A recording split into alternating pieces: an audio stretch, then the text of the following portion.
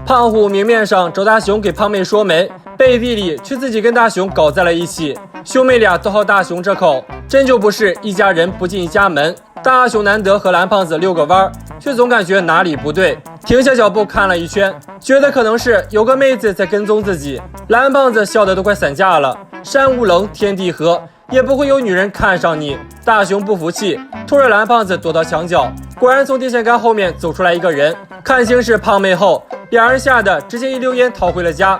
大熊一想到胖妹可能是看上了自己，又面如土色，但蓝胖子却认为就算是胖妹也不至于这么想不开吧。这时胖虎突然登门造访，上来就跟大熊道喜，还以为他在装傻，差点没一巴掌把大熊拍死。据胖虎所说，胖妹是真的喜欢上大熊了，不光是跟踪他，还经常唉声叹气的，就连饭都只吃了5碗就吃不下了。最关键的是，胖虎还在他的抽屉里找到了大熊的照片，大熊的脸一下子成了猴屁股。胖虎想到腼腆的妹妹喜欢上这么个不解风情的人，不敢表白，真是悲从中来。因此胖虎希望大熊主动出击，强行把他拖走了。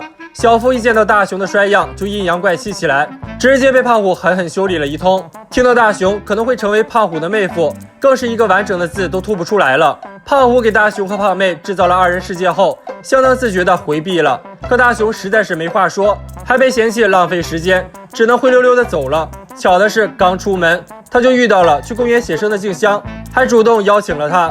大熊满口答应，开心地哼着小调回去拿速写本，没想到半路上被胖虎截胡，连忙解释说是胖妹让他走的。胖虎一听就知道他还是段位太低了，这明显是欲擒故纵啊，看来还是得大熊来表白才行。大熊连忙拒绝，胖虎立马怒火中烧，大熊要是伤了胖妹的心，他绝对要把大熊做到再起不能。为了逼大熊主动表白，胖虎要亲自给大熊做集训，所谓的集训其实就是要大熊对着胖虎表白。胖虎让大熊把他想象成胖妹，但这2人有啥区别呢？大熊只好随便敷衍了几句，结果话音刚落就被胖虎打翻在地，要他发自内心的表白，而且光是憋出一句喜欢来还不够，还得做出实际行动。于是乎，刚从身体创伤中恢复过来的小夫又遭受了严重的心灵创伤，把他的3观震得稀碎。大熊一回家就对蓝胖子大哭特哭，明明已经去过未来，看过了自己的老婆是静香，怎么又来了胖妹这一出呢？蓝胖子怀疑可能大熊的命运被改变了。大熊一听，眼泪直接变成了高压水枪。蓝胖子看他那可怜样，掏出讨厌章鱼，只要喷上墨汁就能成为万人嫌。事到如今，大熊也只有这一条路了。被墨汁浇了一脸之后，蓝胖子看他的眼神瞬间变了，直接把大熊赶出房间。接着老妈又直接给大熊扫地出门，连条狗都能对他甩脸子。好不容易到了胖虎家，大熊才知道了真相，原来胖妹对大熊压根没意思，跟踪大熊只是想参考大熊的蠢样来画搞笑漫画而已。误会虽然解开了，但大熊却因为道具的效果白白挨了一顿揍。想来想去，静香才是真爱。他拿上速写本一路小跑，眼看就要奔向幸福的未来，可大熊万万没想到，讨厌章鱼的无差别攻击连静香也不能幸免。如果静香都不要他了，大熊的未来又会是什么样呢？不要走开，下集更精彩。大熊对静香都不好意思叫亲爱的，却和小夫叫的有来有回，这2人是被迫营业，还是真有什么不可告人的关系？大熊一个劲儿的给静香安利钢铁直男才看的番，于是孤男寡女共处一室的送分题硬生生被他做成了送命题。人家小夫一声吆喝，静香就被他的显微镜勾引走了，还不忘留下一个嘲讽的笑。大熊气得牙痒痒，回去的路上顺脚踢飞易拉罐，胖虎却偏要用脸接。印堂发黑的大熊还想装作没事人似的溜走，最后还是乖乖吃了一记蓄满力的易拉罐飞踢，在外被人欺，回家找蓝胖。但这次蓝胖子觉得这锅得大熊自己背，要不是他只顾着自己爽而不管别人，能落得如此下场吗？这下大熊来气了，虽说有福不一定同享，有难总得同当啊，说好的做彼此的天使呢？蓝胖子虽然当不了天使，却能给他一条舔狗忠犬阿巴。对着大熊按下按钮后，阿巴就是大熊一个人的舔狗了。蓝胖子人不狠话还多，开启说教模式，大熊都听烦了。看到他脸上嫌弃的表情，阿巴进化成暴龙兽，追着蓝胖子就是咬。蓝胖子头都撞变形了，还不忘逃命。看到阿巴这么懂自己，大熊可欣慰了。虽说大雄现在只想躺平睡觉，阿巴也通过铺好床铺的方式表达了自己的忠心。看到大雄大白天睡觉，女帝老妈就要发威，阿巴可不会给老妈机会，一口咬烂了老妈的裙子，然后像赶走蓝胖子一样把他赶了出去，得罪了老妈，让大雄有点心慌慌，准备出门散散心。就这样，一人一狗逛到了小夫身边，小夫一见大雄就开始挖苦他，大雄还没来得及发火，阿巴已摆出战斗模式，大雄赶忙上前劝小夫要珍爱生命。小夫一看这狗还真不是吃素的，立马换上了一副和善的嘴脸，还管大雄叫亲爱的。大雄也尽力配合他的出演，也是一口一个亲爱的，两人一唱一和老半天，阿巴才平静下来。不过想起小夫的10000倍显微镜，大雄还是有点馋的。话音刚落，阿巴不见狗影，再一看他竟然把显微镜给叼来了。小夫一看这是自己的大宝贝，整个人就和显微镜一样裂开了。对于大雄的警告，阿巴是一句都没听进去，舔就完事儿了。路过的老师一见大雄无所事事的样子，职业病就犯了。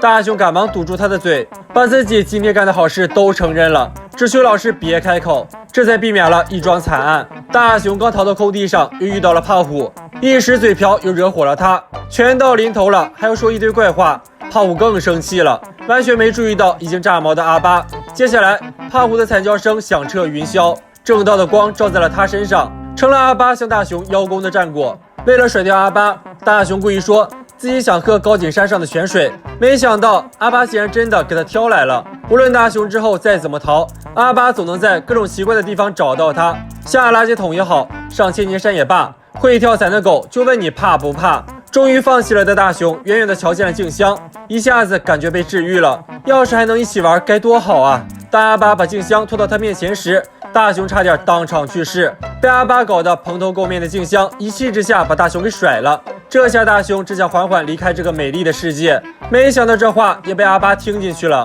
最后连蓝胖子都找不着，大雄被阿巴给整哪去了？不想和狗共度余生的大雄要怎样才能回家呢？不要走开，下集更精彩。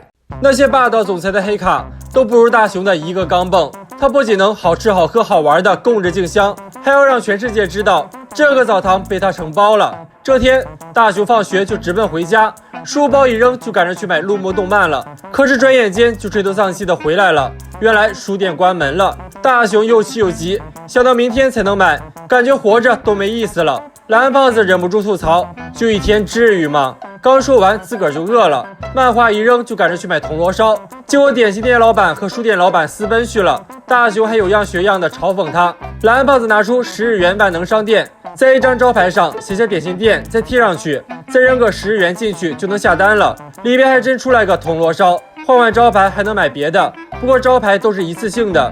吃饱的蓝胖子就是好说话，大雄写着书店的招牌，可算把日思夜想的漫画给买回来了。蓝胖子前脚刚走，老爸就拿了个100日元大钢镚，要大雄去买明信片。赚外快的机会来得太及时，大雄写好邮局的招牌，分分钟就把明信片买来了，剩下的自然就成了小费。这会儿老妈原声叹气起来，本来是要烧牛肉火锅吃的，结果肉店老板跟前面那2位玩3缺1呢，晚餐没肉天理不容，一个钢镚吃顿火锅相当值。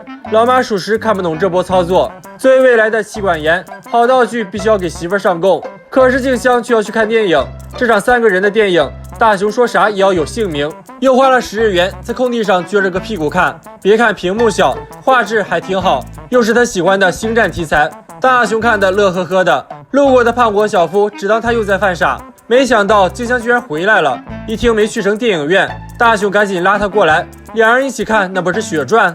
接下来大雄为了把这次约会玩出花样来，可真是费尽心思，先是买了羽毛球拍打球，又给静香整了匹小马，再来欣赏了静香的祖传神曲，身心都得到了升华。最后是用咖啡厅点齐了一份双人套餐共度良宵。见静香这就要回去了，大雄赶紧换上澡堂的招牌，不就是要洗澡吗？这下静香可气坏了，大雄只能眼睁睁地看着静香走了。隔墙有耳，胖虎小夫盯上了这套道具，说着就上前要借，大熊可不乐意，抱着商店揣着招牌拔腿就跑。半路上，大熊灵机一动，贴上宠物店招牌买来了一条大狗，看着是挺像那么一回事儿，本质却是条舔狗。不仅如此，还反过来帮虎父二人找大熊。大熊本想再召唤个哮天犬级别的出来，没想到刚才泡妞把钱都花光了。胖虎那亲切的声音在头顶响起，大熊只能屈服于铁拳，把道具拱手让人。胖虎一上来就奔着最新款的游戏机去，谁知竟然蹦出来一块滚烫的烧饼，原来是他自己把玩具店招牌写成了烧饼店。有一说一，这烧饼还挺好吃的。这回小夫来写，可他实在是太有钱了，这100日元人家可要不起。胖虎倒好，只有1日元，小夫只能去找零。大熊抓住机会使了个吊胖虎离山计，把道具又抢了回来。然而招牌只剩1张了，而且胖虎小夫很快就追了上来，上演了一出贼喊捉贼。在这命悬一线的时刻，大熊也顾不得自己刚才得罪了静香，赶紧找他借了10日元。在手指发抖、头皮发麻的状态下，写招牌、贴招牌、投币一气呵成。只见一道黑影闪过，这下胖虎小夫老实了。小伙伴们，你们知道蓝胖子刚出生的时候是什么颜色的吗？